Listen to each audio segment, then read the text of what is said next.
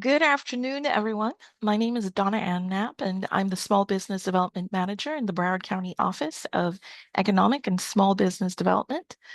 Thank you for taking the time to join us this afternoon. Broward County is in the process of formulating its Disadvantaged Business Enterprise, or DBE, program goals for the next 3 fiscal years. And that is fiscal years 2026, 2027, and 2028. Our fiscal years mirror that of the federal government and starts on October 1st and ends on September 30th. The triennial period in question therefore spans October 1st, 2025 through September 30th of 2028. Why are we having this event today? Simply put, it's because Broward County government is a direct recipient of federal grant funding from the United States Department of Transportation and must abide by the federal regulations that govern the DBE program. And these regulations are all detailed in Title 49 of the Code of Federal Regulations, Part 26, also known as 49 CFR 26. Now, more specifically, Broward County government is a direct recipient of federal funding from 2 US DOT administrative offices. We receive grant funding for airport planning and development from the Federal Aviation Administration, or FAA. And in turn, we turn around and issue prime contracts funded with those FAA dollars in excess of $250,000 in a fiscal year. Similarly, we receive grant funding from the Federal Transit Administration, or FTA, for transit-related planning, capital, or operating assistance, and in turn issue eligible prime contracts in excess of $670,000 in a fiscal year. I just realized the slides did not advance, so I'm going to go next a couple of times so we can catch up. Our director, who is also our DBLO, Sandy Michael McDonald, is not yet here. He wanted to welcome you himself. So on his behalf, I'm going to extend his greetings right now. But when he does join our session, we'll pause and we'll allow him to deliver that welcome himself. So if we could go ahead and advance past Sandy's slides. Almost there. There I am.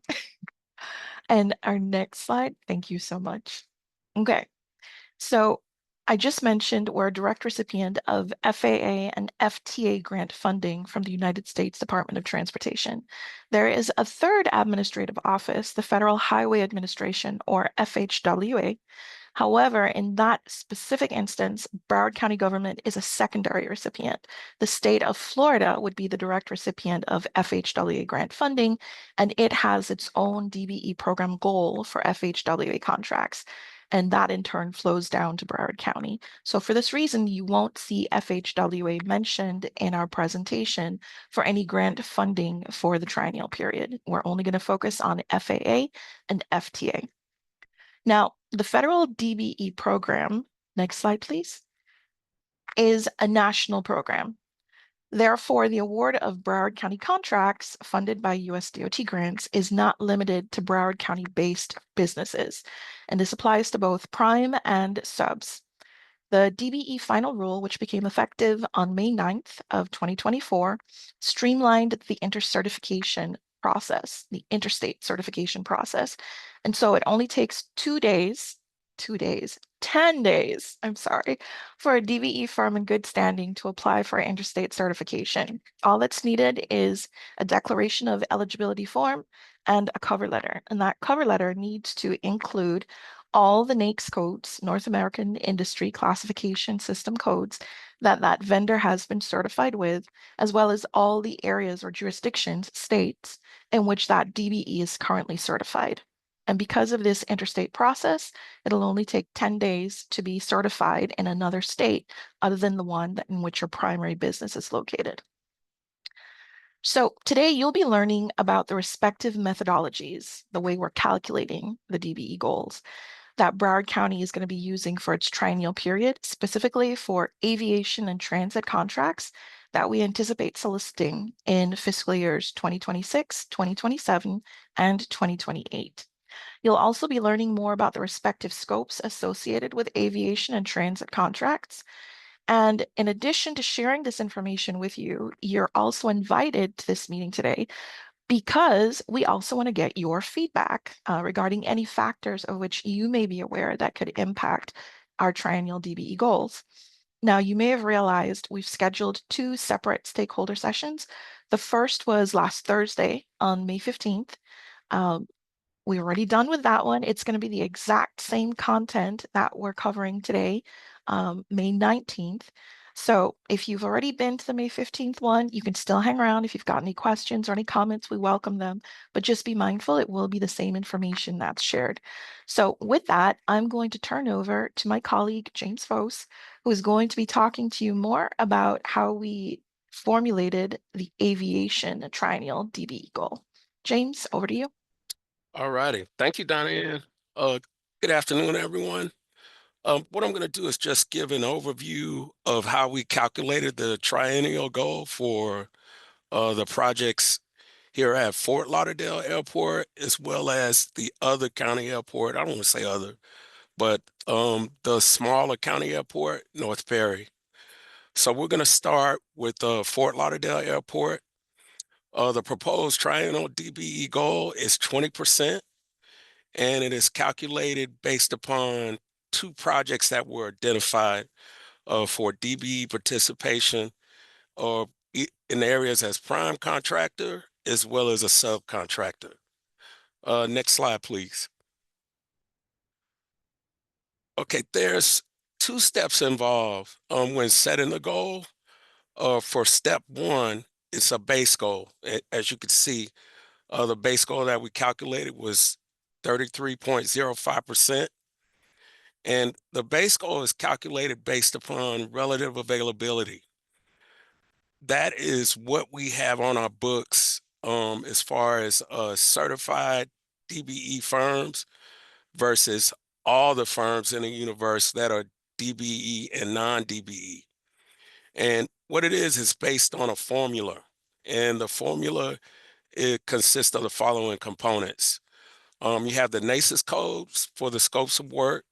Those are the various codes used to describe entities such as electrical, concrete, paving, whatever is needed for the project. And then we have the identification of our DBEs. Now, when we calculate it, it's not only based on the DBEs in the directory in Broward, it's the Tri-County area. So we include Palm Beach as well as Miami-Dade counties. And you can see for that number, 143 DBEs were identified. Now, as far as the availability of all the firms in the area, we go to the census. And it is the same counties that are included, meaning Broward, Palm Beach, and Miami-Dade. And from that Census Bureau information, 2,539 firms were identified. Next slide, please. Okay, so once we identify who's actually on paper in terms of the step one availability, we may, or a step two adjustment may be warranted, meaning what we have identified on paper might not match with what's really going on in the marketplace as far as projects coming to fruition and firms actually participating in the work. So when that happens, we have to do what is known as a step two adjustment, and that's based upon what's really going on out there in the field. Sometimes it's done on history, based upon a 5-year history, but for this one, it was different due to various conditions. Fort Lauderdale, unfortunately, didn't award any projects to DBEs for the years 2020 to 2023. So what we did was we took the base value from the 1 year that we did have records, and we averaged that with the step one goal to come up with a calculation of 19.6 or rounded to 20 to get the goal for FLL. Next slide, please. Okay, so now that we determined what the overall goal for Fort Lauderdale Airport is, we have to come up with an approach in terms of how do we apply the goal to get that attainment.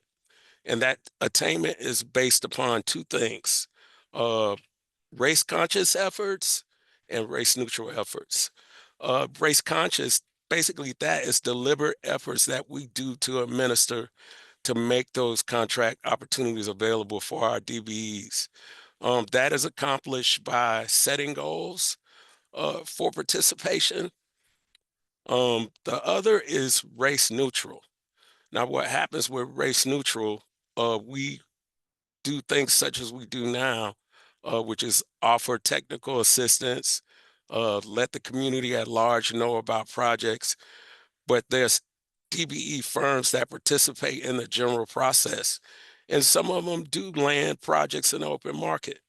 So when they do, we count that as race neutral participation. Uh, Particularly with this one, we had uh, based off the 2024 figure, which is the 6.10, but it's less than the proposed 20% DBE goal.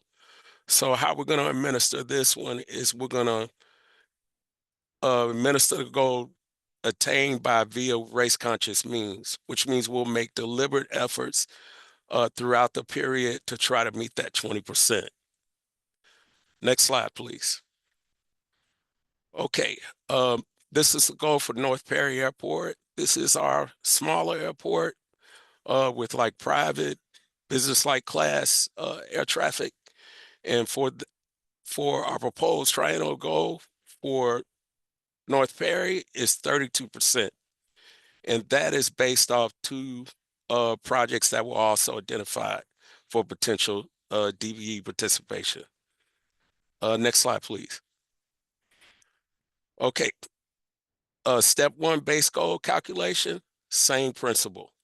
The calculation equated to 35.81%, and it was based on the components of the two projects identified for DBE participation. The certified firms from Broward, Palm Beach, and Miami-Dade consisted of 166 firms. From the census at large in terms of available businesses in the area from the same counties was 2,455 firms identified. Next slide, please. Okay, this step two adjustment was a bit different. For North Perry, out of the 5-year history, we actually had 2 years where there's some contracts were awarded in 2023 and 2021. So what we did was we averaged those figures to get median attainment to adjust the goal. And you can see that 28.35% plus the 35 averaged to 3208 or 32.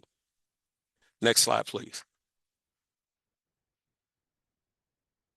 Same principle as far as the race conscious, race neutral split. What we did was we developed a median based upon the difference of participation in those 2 years to determine the median, and it is 16.35, which will basically be our race neutral participation for that goal. Next slide, please. So I just described, so it's no need to go into that any further, but to do a breakdown of how it's calculated race conscious versus race neutral, 16.35 was calculated, but the race conscious portion is the overall goal minus that amount, which means 15.65 will be accomplished deliberate means as far as goal setting, and the remaining 16.35 will be through race neutral means. Next slide, please. Okay, that is it for me. I am going to turn it over to Gasser Duje, who's going to give a description of some of those projects that I just summarized that were involved with the goal calculation. Gasser, the floor is yours. Thank you, James. Good afternoon. Good afternoon, everyone. My name is Gasser Rouget. I am with Broward County Aviation. I work with airport development. I'm going to be talking about the projects that we anticipate will be requiring DBE goals for their solicitation. So for FLL, we have 3 projects, and for North Perry, we have 2 projects. So I'll be talking about the project, showing the location and the breakdown in terms of the NAIC CS codes and the scope of work. Next slide, please. So for FLL, one of the projects that we have would be the runway 10 right, 28 left, and taxiway J joint sealant replacement. In terms of the scope of work, the joint sealants for the taxiway and the runway were original joint sealants when the runway opened in 2014. So at this time, they have reached their useful life and need to be replaced. So we've already have done a portion of the joint sealant replacement under a current agreement, but at this time,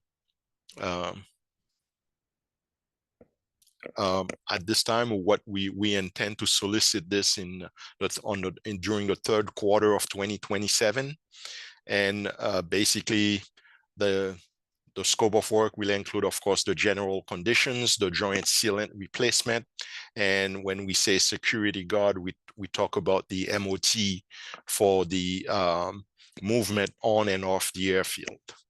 So as you can see, the general conditions breakdown, we anticipate having a 15% for general conditions, 75% of the total will be reserved for the joint sealant removal and replacement, and then about 10% for the MOT for the project.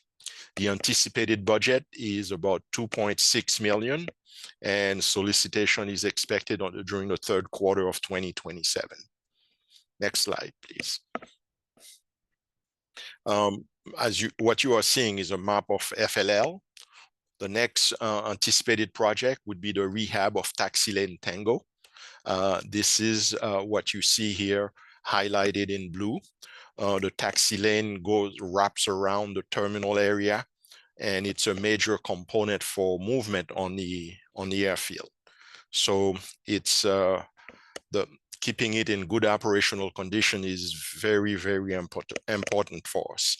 And the scope of work will include milling, paving, phasing, striping, and of course, we may have some areas where we will be doing full replacement, where we have to go down to the subgrade. And you can see the NAICS codes that we anticipate having for the project and the summation for the percentage for these codes. We would have the general conditions, the maintenance of traffic and phasing, asphalt pavement milling, lime rock, full depth replacement, and of course the asphalt surface course and the temporary pavement markings, lighting and signage. And this is what you get in terms of breakdown. The budget for the project is about $16 million. We anticipate this to go out during the first quarter of 2026. For this project, phasing is critical, as I mentioned earlier, because of the role of Taxi Lane Tango in the movement of aircrafts on the airfield. Next slide, please. So now we go to North Perry. What you are looking at is a map of North Perry. And one of the first projects would be the rehabilitation of taxiway P, we say PAPA in aviation jargon, and the mitigation of hotspot 1. The area is highlighted in red, and you can see it would involve the demolition of some of the taxiways or connectors, and paving, striping, and of course, maintenance of traffic on the airfield. The budget for this is about 2.5 million, and we anticipate solicitation for this during the first or second quarter of 2028. And you can see the breakdown also of the NAICS codes for the project. Next slide. The other project at North Ferry would be the rehabilitation of runway 10 right, 28 left, which is, as you can see, highlighted in green. This map is showing basically the updated North Ferry Airport after the completion of the master plan updates. So that's why you're seeing that map there. So the rehab of the runway, it's a major element on the airfield. And that's why you see the budget there is estimated at $6.5 million. And it involves milling, paving, phasing, striping, airfield lighting, earthwork, and of course, maintenance of traffic on the airfield. The breakdown of the codes are listed below. And basically, we expect electrical work on the runway, and that's why you see some electrical improvement as part of the scope of work. And basically, I believe that's about it for FLL and North Ferry airports. Thank you. Thank you, Gasser. I think that cues me up again. Hello again, everyone. You've just learned about the Triennial DBE goal methodology as it relates to airport contracts that are anticipated to receive FAA funding and be solicited in fiscal years 26 through 28. I will now briefly explain the methodology that we used to obtain the proposed DBE triennial goals for transit projects that are anticipated to receive FTA funding and be solicited during the same triennial period. Broward County identified 28 transit-related projects that will receive FTA funding and that are anticipated to be solicited during the next 3 fiscal years.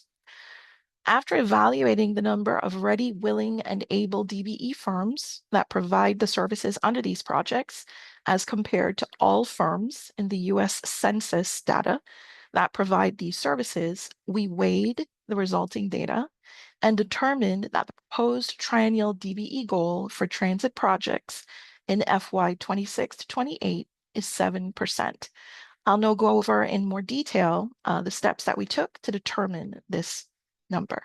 Next slide, please. As mentioned, for the calculation process, we looked at the 28 projects that we anticipated soliciting in this upcoming triennial period.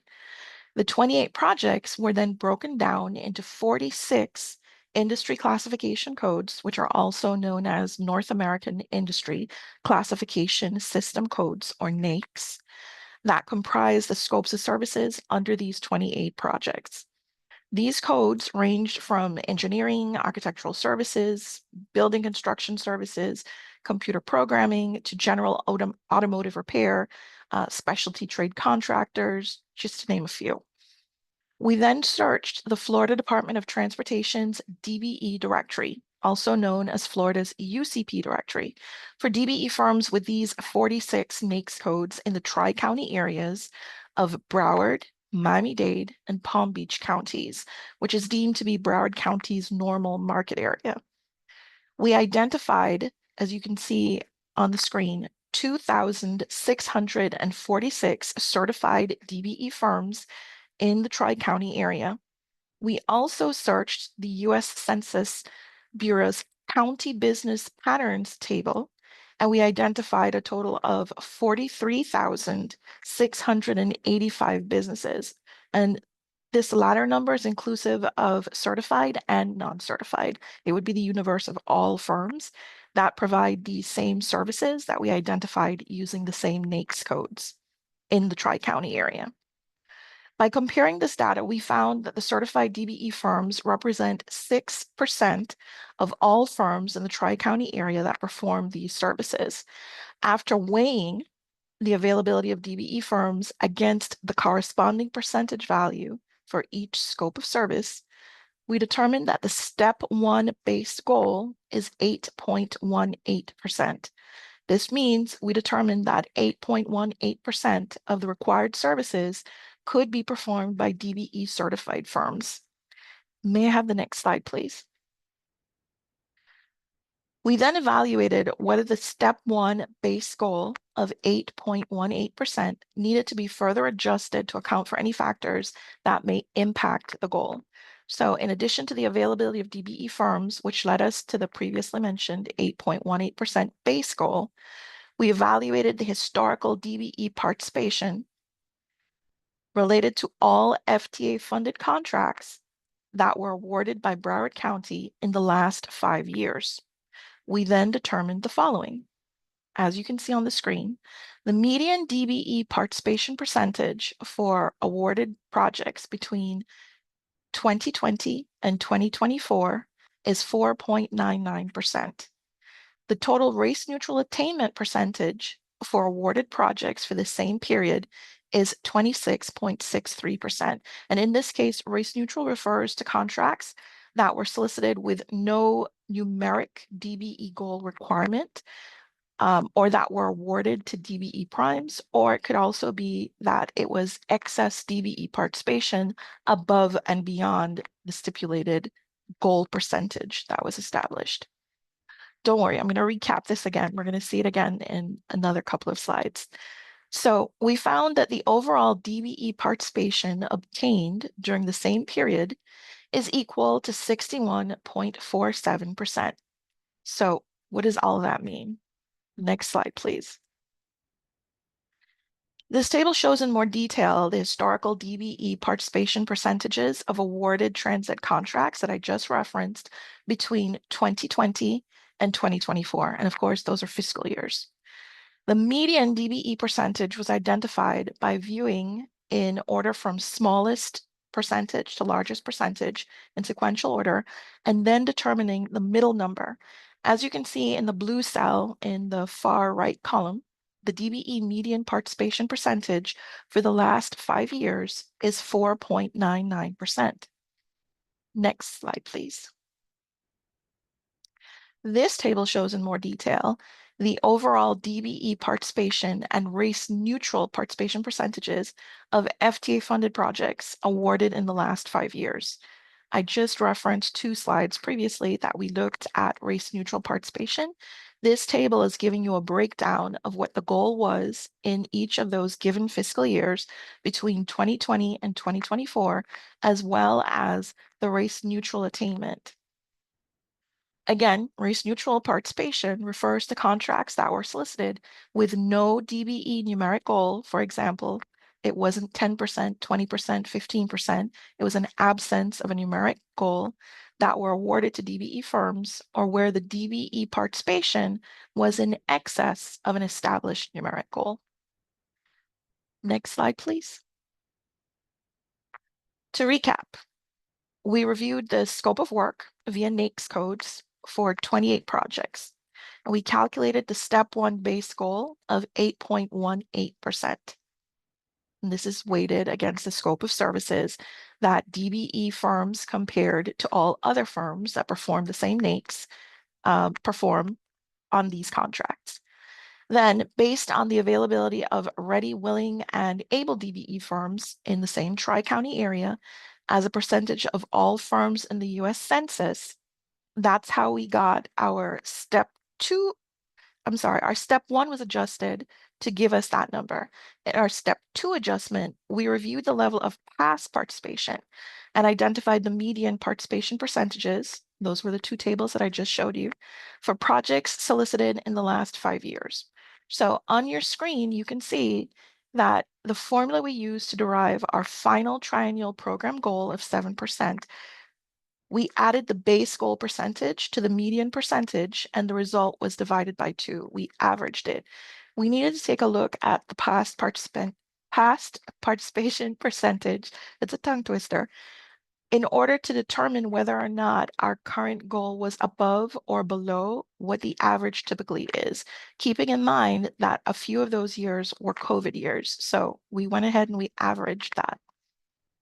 Next slide, please. So in summary, based on our calculation, the proposed triennial DBE goal for Broward County's anticipated 28 transit projects that we intend to solicit over the next 3 fiscal years is 7%. This 7% will be met using race-neutral and race-conscious participation means. Race-neutral participation will occur when contracts without a numeric goal are awarded to certified DBE firms. And race-conscious participation we anticipate to occur when contracts with numeric goals are awarded to non-certified firms, but these firms, or primes in this instance, will use subcontracts or issue subcontracts to DBE certified firms to satisfy that goal. So this concludes my portion of the presentation. I'm going to turn it over to my colleague, Yanel Fernandez, who will share more information about the scopes of services for these transit-related projects and their anticipated solicitation schedule over the next 3 fiscal years. Yanel? Thank you, Donna Ann. Good afternoon, everyone. My name is Yanel Fernandez. I am the Senior Program Project Coordinator here at Broward County Transit, and I work specifically in the transit purchasing section. So as Donna Ann mentioned, Broward County Transit receives FTA formula funds from the U.S. Department of Transportation to help us cover eligible expenses. On our operations side, federal funding helps us meet preventative maintenance standards and continue providing operations by keeping our rolling stock, the buses, in a state of good repair. So some of the upcoming contracting opportunities for operations, the first one being our paint and body repairs contract. This is going to be a multi-vendor awarded contract. The contract estimated value is $6.8 million. And the work consists of labor. So we have panel repairs, removing dirt, rust, grease, chemicals, repairing collision damage, replacing graphics, refinishing, and painting the vehicles. Parts, OEM and aftermarket, and paint material are also part of this contract, as well as delivery. We are looking for a vendor who can pick up the buses from the garage, take it to their repair shop, complete the repairs, and then deliver it back to one of our garages. The second one is our preventative maintenance parts and supplies contract. This too is a multi-vendor contract with an estimated contract value of $40.8 million. This contract is for bus parts and supplies for our buses, and that includes parts for our Cummins engines, parts for transmissions, air conditioning, parts for brakes, interior, exterior, as well as parts for electrical and our electric buses. And these parts should be new, OEM, aftermarket, or approved equals. Next, we have our engines rebuild and exchange contract. And this contract is estimated to be $6.2 million. And this is for what it is, our Cummins engines, cores, as well as non-warranty repair services and parts. And lastly, we have to purchase shop equipment. Now, this one we have budgeted $454,000, but we purchase our shop maintenance items on an as-needed basis, and quantities and contract amounts may vary.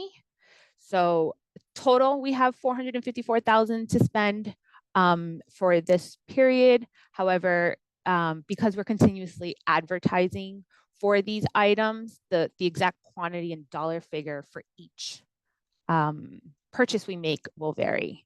Next slide. For our IT section, one of the biggest projects they're actually working on is the CAD AVL replacement and maintenance support contract. This contract is estimated to be $20 million. And the goal of this project is to replace our existing CAD AVL system with a modern and integrated system. Some of the deliverables for the new CAD AVL system are, we want a central CAD AVL software suite that can accommodate the current fleet size as well as future growth that the department has in planned.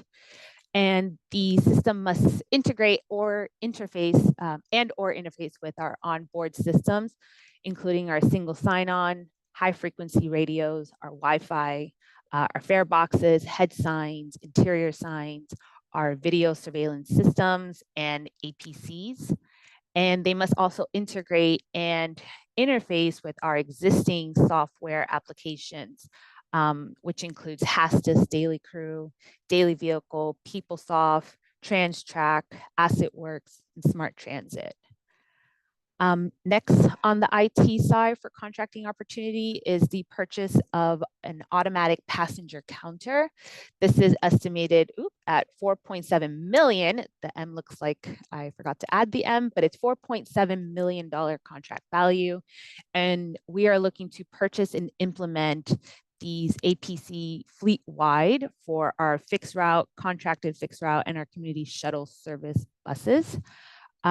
We're looking to purchase software and hardware, and similar to the CAD AVL, they must be able to integrate with other onboard system as well as our existing BCT software applications. Last, on the IT side, we are looking to enhance our fare collection system with contactless open payment, and this contract value is estimated to be $3.5 million. Open payment for this project means that our customers can use their own contactless cards or other media devices to pay for transit fares. So we're still working on developing the requirements for this contract and doing our market research so we can post an RFP.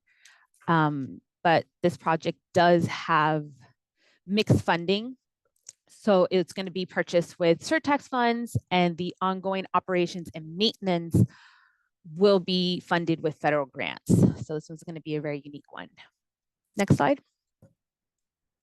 Next, we have our collision avoidance detection system retrofit project, and we received funding from the American Rescue Plan Act, ARPA, and part of that funding was allocated for safety and security related activities. So we're looking to purchase this pedestrian collision avoidance system that is specifically designed for transit vehicles operating in a crowded urban environment. So we need a vendor who can supply and install this system on our BCT bus fleet, and as well as provide warranty, repairs, replacement parts, and software support and preventative maintenance will be included in this contract. Next. Here on our strategic planning section, we will be going out for bid for a general planning consultant services contract. This has a $1 million estimate, and we're looking for professional consulting services in various areas of program support, which includes assessment, research, analysis, in the following transportation related planning and program supported areas, such as capital projects and development, environmental, economic development, organizational, IT, public involvement, outreach, as well as grant compliance, monitoring, and developing. Next slide. Continuing with our capital program section, the first contracting opportunity that will be coming down the pipeline is our bus stop infrastructure improvement, and this is a continuation of our transit enhancement program, where we plan on improving existing bus stop location and ensuring compliance with ADA requirements. Some of the work involved in this particular contract is replacing existing bus stop signs, removal and installation of bus stop poles, replacing disturbed asphalt, paving, sidewalk, landscaping, irrigation, utilities coordination, as well as shelter evaluation. Next, we have our architectural and engineering professional services for remodeling, renovation, and new construction contract. This has a $5 million estimate contract value. And the services may include, for this contract, existing facility and or site documentation, property boundary site surveying, project budgeting, design necessitated existing facility assessments and evaluation, project cost estimating, project schedule development and analysis, facility programming, a complete A&E design of buildings, additions, renovations, project related space planning, interior design, on-site and off-site improvements, as well as other miscellaneous supporting activities, such as feasibility studies, asset management plans, complete construction contract package documentation, and construction administration. Last, we have our CEI services for countywide improvement program, and this contract is estimated to be $2.2 million.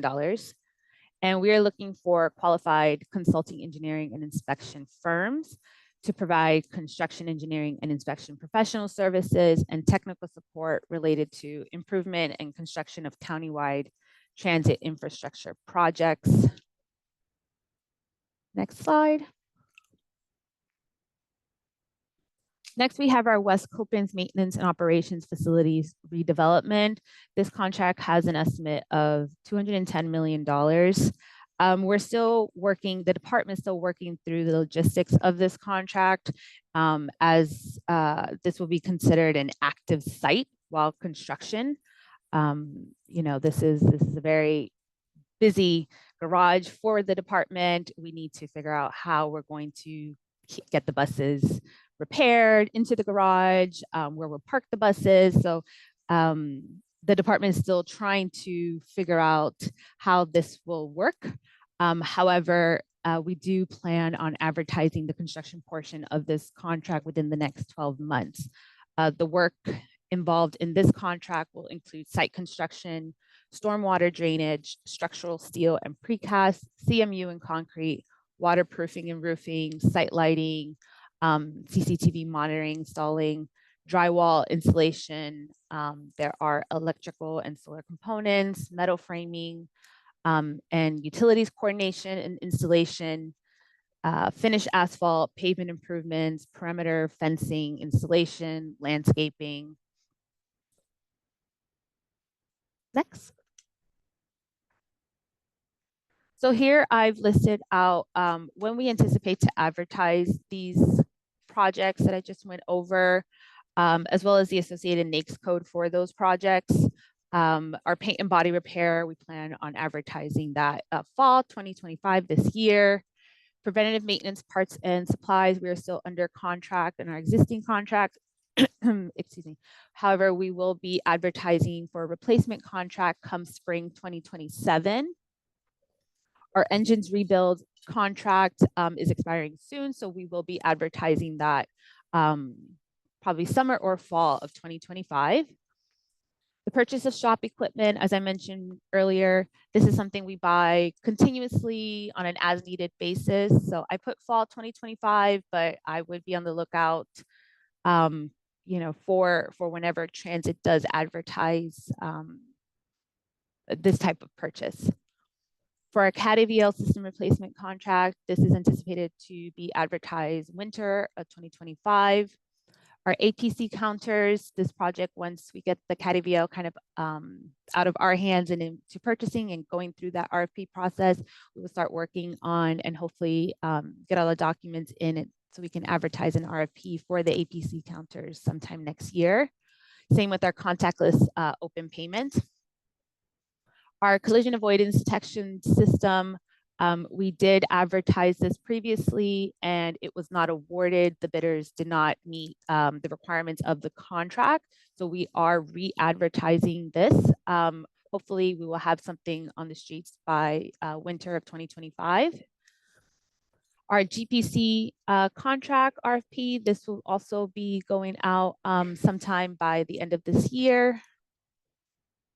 Next slide. Our bus stop infrastructure improvement contract, this will be coming out very soon. It is currently with our purchasing division. They're reviewing documents, finalizing documents. So this will be posted within the next couple months, I would say. Our A&E professional services RFP, this will be going out in 2027.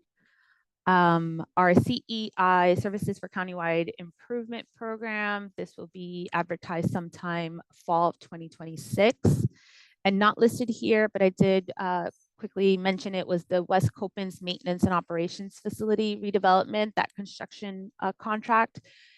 We don't have an exact date. However, the PM did say that to expect an RFP, to expect the bid for this within the next 12 months.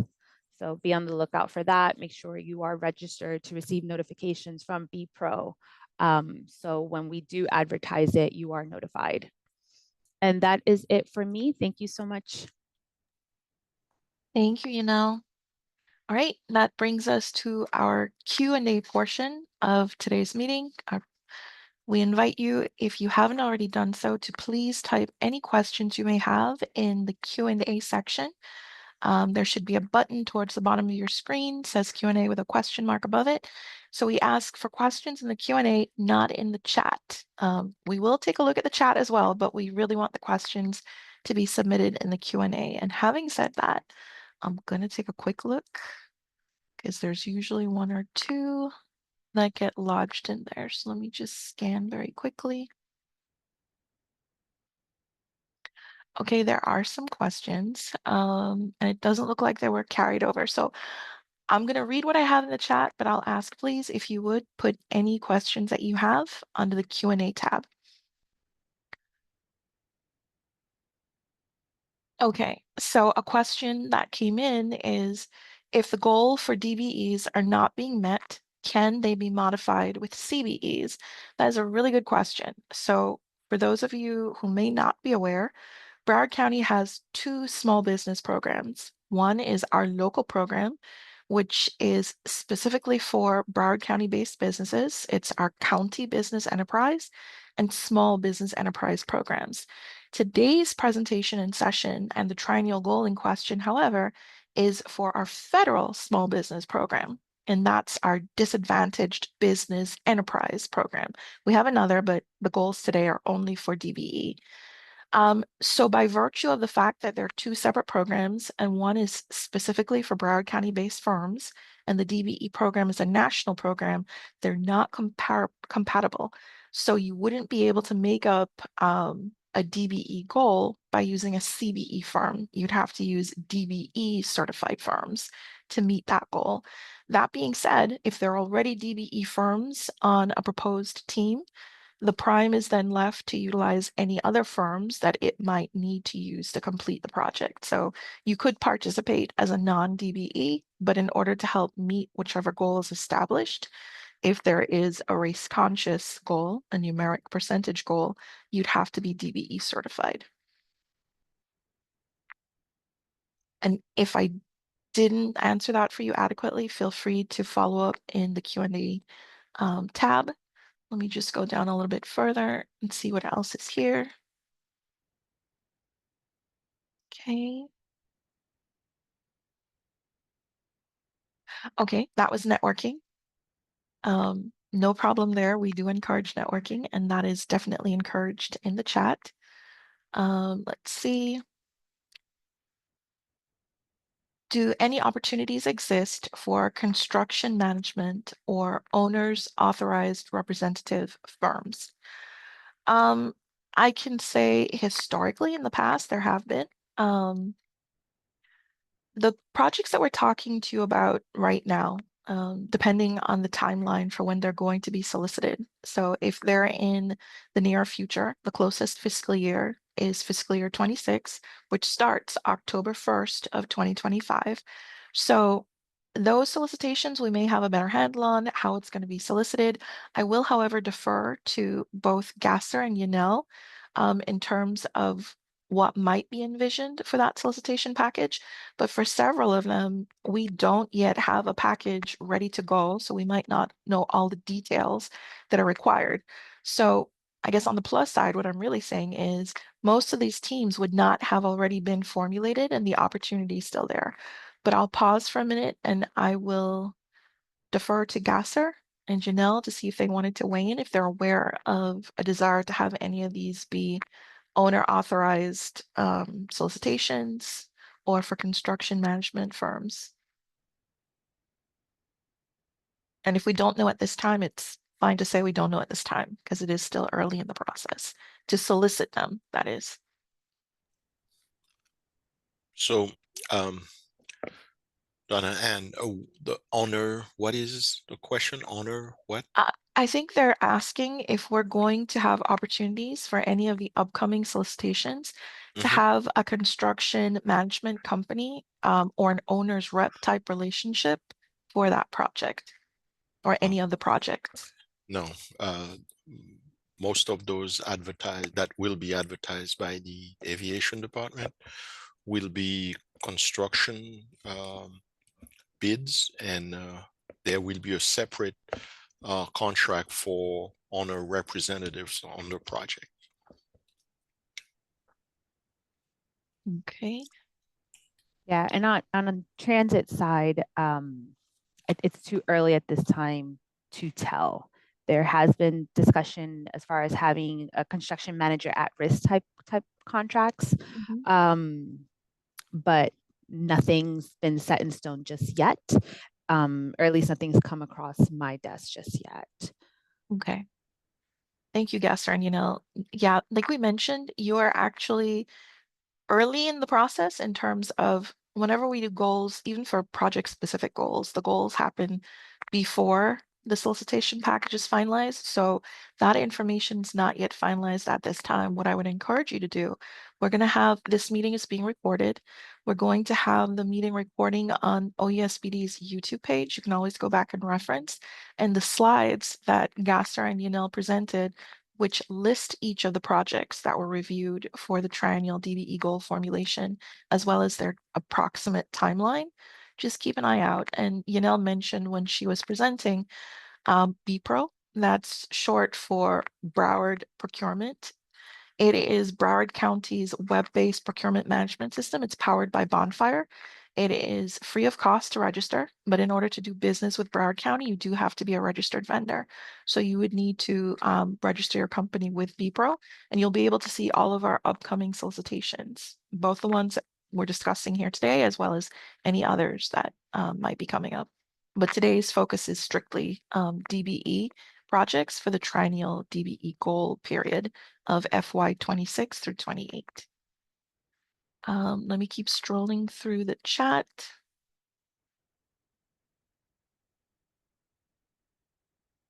Okay, so another question came up. Are there any existing CM PM teams? No, not at this time.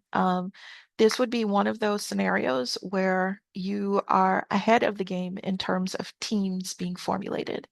You're aware of what's coming down the pipeline, but we're not at the stage yet where we've tightened up the solicitation requirements or envision, even put it on the street. So it's still very early in that process for solicitation. Will we receive instructions on how to become DBE certified in this presentation? No, unfortunately not, Sasha. However, you can reach out to me.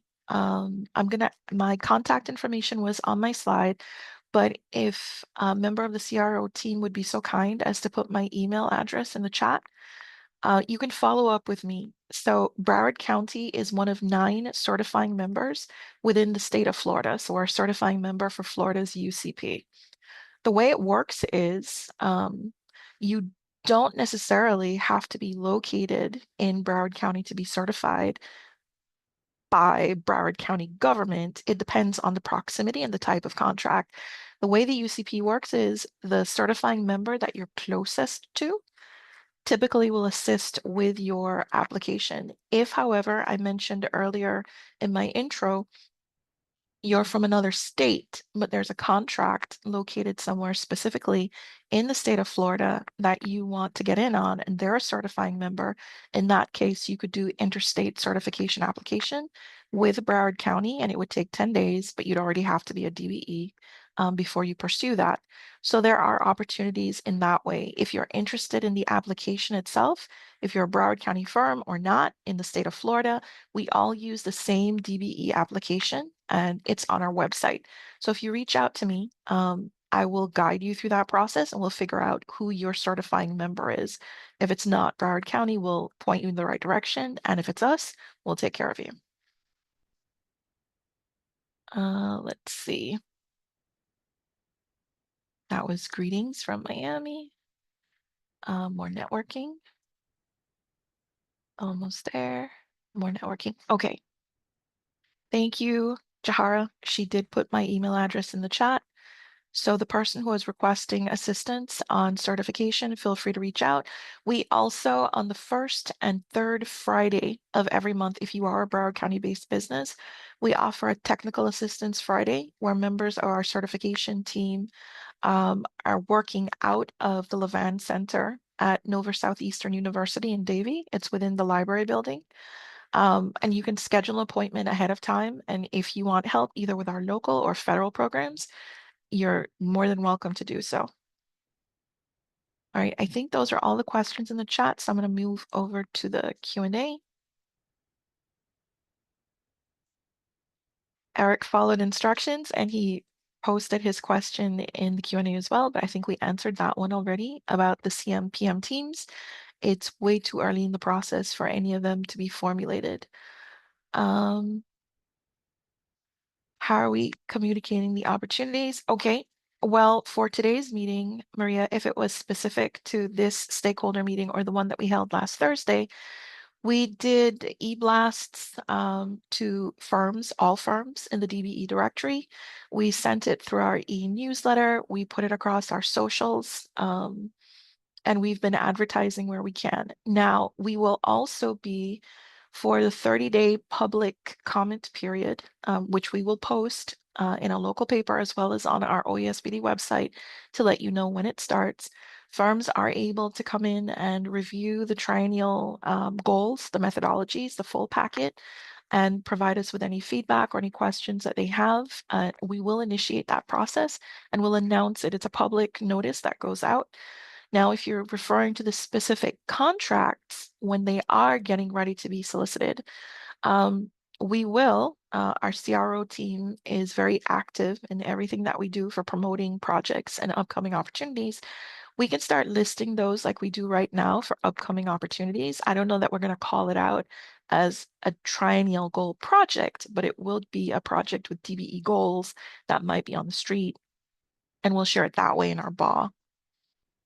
So hopefully BAW stands for Business Assistance Weekly. It's our weekly e-newsletter that we send out to our small business community. It's not just small businesses that receive it, but it was primarily created for them. Let me keep going. A DBE could use a CBE to help fulfill a contract. No, unfortunately not. And let me clarify. I'm hoping I'm not going to confuse anybody. So you've heard us mention in today's presentation that there are two types of participation under the DBE program. And the DBE program is a federal program. So we're talking about a national program. There is race-conscious participation. And when it's race-conscious participation, it's because we've reviewed the scope of work. We've broken the project down into scopes. We've looked at available DBEs. We've looked at firms that do the same scopes of work in the census county business patterns table. And we've assigned a numeric goal, a 10, 5, 15, 20, 30, whatever the percentage is. It's a numeric percentage that's assigned where we say, please use DBE firms to perform X percentage of the overall project. The other way in which you can have participation is race neutral participation. There are instances when we do this same evaluation that we find that we don't have enough DBEs that perform the type of work that's required. In those instances, we'll assign a goal that says DBEs can participate via race neutral means, meaning in the absence of that numeric goal, wherever you can find DBEs that can participate, we encourage prime vendors to do that. Similarly, sometimes by virtue of prime vendors that are DBE certified, being considered for award and actually awarded those contracts, that prime's participation as a DBE is considered race neutral. That's just how the regulations treat it. So there is a third way that we didn't mention in our presentation. We are examining pulling out one, maybe two of the projects that we've reviewed with you, and that is to solicit it under the small business element under the DBE program. Under the small business element, which is a race neutral portion that's carved out, if you will, of the DBE program, firms that meet the small business element eligibility requirements, and for Broward County, we tried to make it very simple. We don't have a separate certification process and directory for these federal small business element firms, but we will accept certifications from other UCPs. We've designed our eligibility requirements so that the personal net worth standard is the same as a federal small business DBE certified firm, but you don't have to be DBE. It's just by virtue of the personal net worth, the gross receipts that we've established, DBEs would be under that threshold as well. Now, that being said, it is possible for our local firms not to participate because they're CBE and SBE, but because the eligibility requirements for personal net worth and for gross receipts for the federal small business element would be below the threshold for these firms as well, they could also participate. So in short, what I'm saying is under the small business element, both DBE certified and non-DBE certified firms could potentially participate under a project that's solicited under the federal small business element because it's entirely race neutral. If you want me to revisit any of that, I know I unpacked a lot. Feel free to put it in the chat and I'm happy to go over it again. I'm gonna look for the next question in the meanwhile. And if you do want me to repeat that, I'm happy to do so. Let's see. But again, to go back to the very first question, the programs are not interchangeable. So a CBE can't be used to meet a DBE goal. If it's under the federal small business element, technically there is no CBE or DBE goal. These types of firms just happen to be of a size that could participate under the small business element. Let's see. How is the BPro site spelled? Hey, guess what? You actually spelled BPro correctly.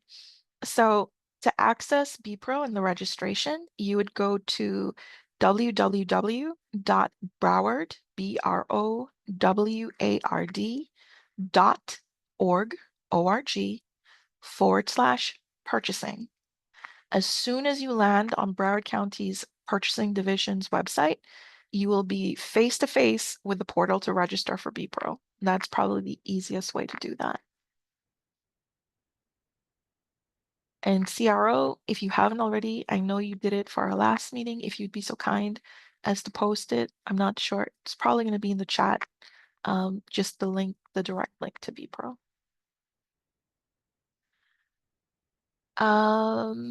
Good afternoon. Thank you for hosting this forum. I wanted to know if any of the projects identified today were design build.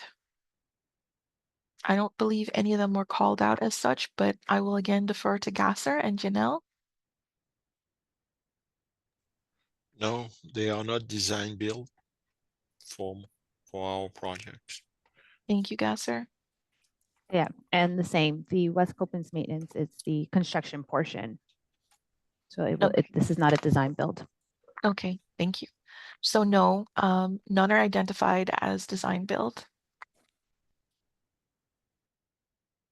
Let's see. There is a comment from Sasha Reed. No, I live in Florida. Sasha, was that in relation to the earlier question about being certified?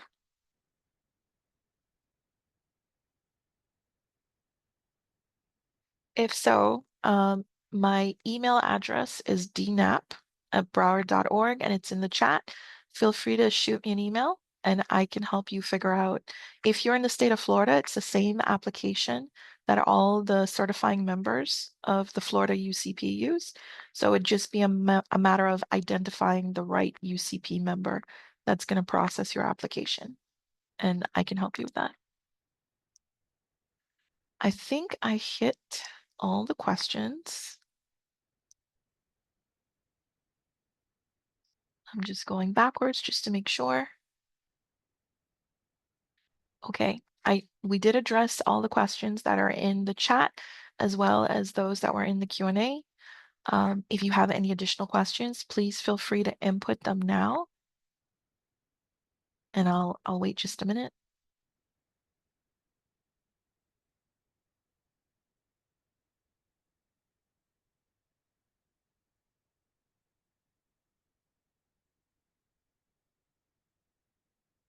Okay.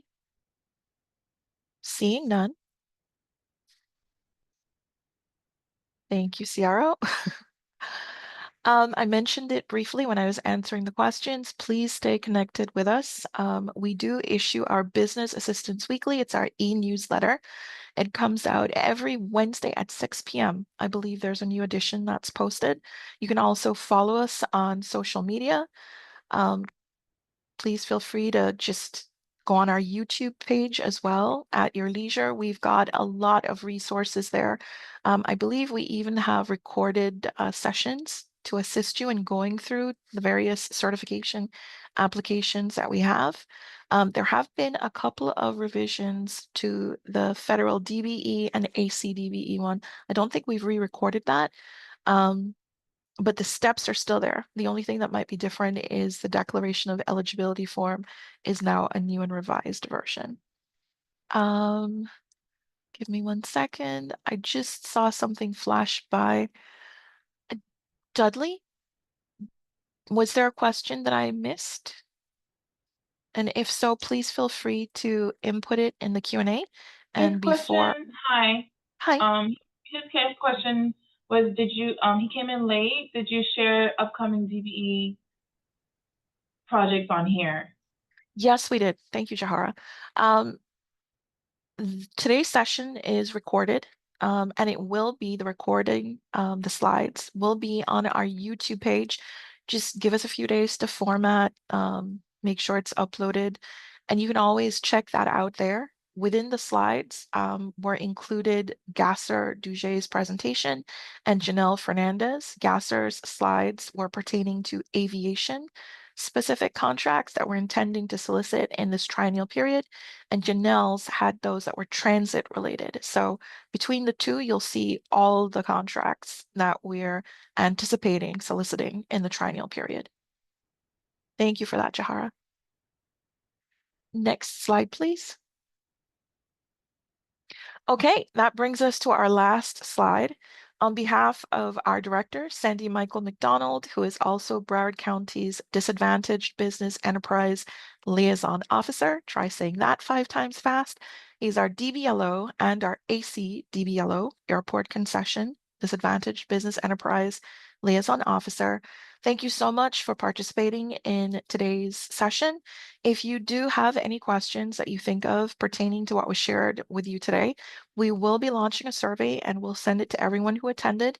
And the survey will run through the public comment period, which has not yet started. We're going to post publicly when it will. Please feel free to leave us with your comments. And thank you again. Thank you, everyone. Thank you, team, fellow presenters, and have a great day, everyone. Bye-bye. Thank you. Bye.